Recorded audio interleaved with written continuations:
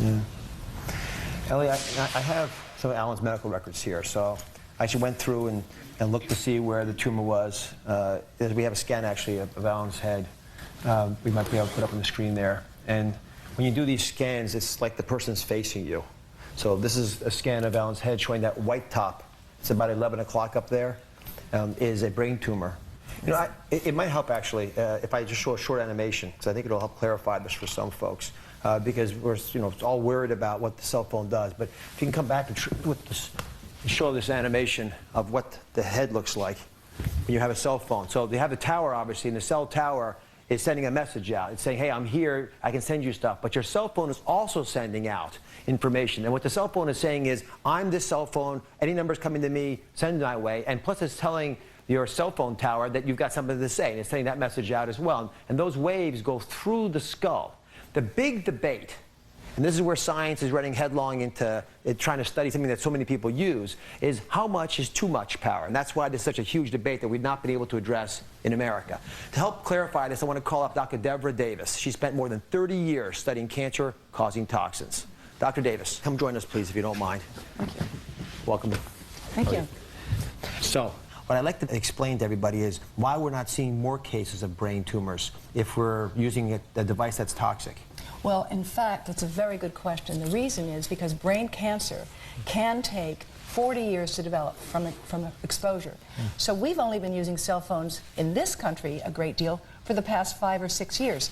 But in the Scandinavian countries, where cell phones have been used heavily for longer, every study that they've ever looked at where they've been using the phone for 10 years or more has found a doubled or greater risk of brain cancer in some cases. Doubled? I mean, that's just shocking to me. It is to me as well. Yeah. Well, Ellie, let me ask you if I could. I know you've testified in Washington. What's going on among the legislators in this nation? Well, what needs to be done now is the United States needs to immediately employ the precautionary principle, as is being done in other countries. What's the precautionary principle? It states that if the government knows that there is a risk, they don't need the science to be proven without a doubt. May I add? Yeah. It's better to be safe than sorry. So while we have good reasons for concern, although we don't have definitive proof, let's take some simple precautionary action. Alan, as someone who's carrying the burden of heavy use of cell phones, at least if you think that cell phones cause brain tumors, what would you like to tell America? Well, first thing I'd like to tell the cell phone industry is warn us. Don't. It's just like tobacco. Put a warning on the box saying that there's the potential risk if you put this to your ear many years. So Joel, let me ask you then the provocative question. Why do so many studies fail to show a link between cell phone use and brain cancer? Well, just as we found, when you look across all the studies, because you're combining studies that have just short-term exposures and studies with very poor or weak methods, you tend not to find anything. The effects wash out due to this mishmash of all these different limitations. However, when you focus in on the higher quality studies or the longer term studies, particularly 10 years or more of cell phone use, clear pattern emerges in our research. Well, let me if I could, because I'm just going to clarify this for everybody. Well, what I think everyone's saying, and please correct me if I'm wrong, is there's data. It shows that there might be a risk between the use of cell phones and brain tumors.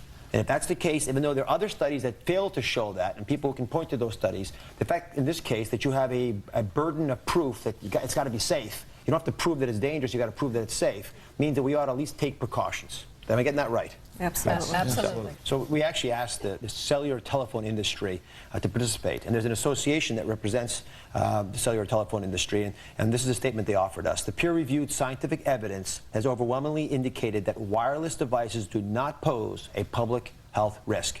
In addition, there is no known mechanism for microwave energy within the limits established by the FCC, which is a government agency, to cause any adverse health effects. So if I can just translate this and get some feedback, what they're saying is that the studies so far have shown there's nothing wrong with cell phones and that the government agrees that cell phone signals do not pose a risk. That's what, I'm just translating this to English.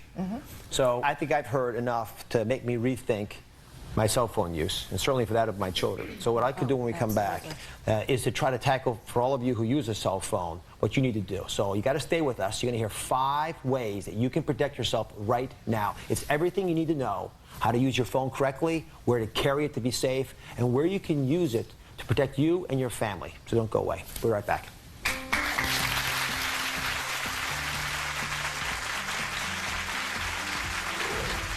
Next, 5 ways you can protect yourself from your cell phone. Most guys will take their cell phone and put it on your waist. That's fine, particularly if you do one other thing. Using your cell phone in an elevator? There's something you should know. And the one instance you need to take extra precaution. It's sending more waves through your brain to do that.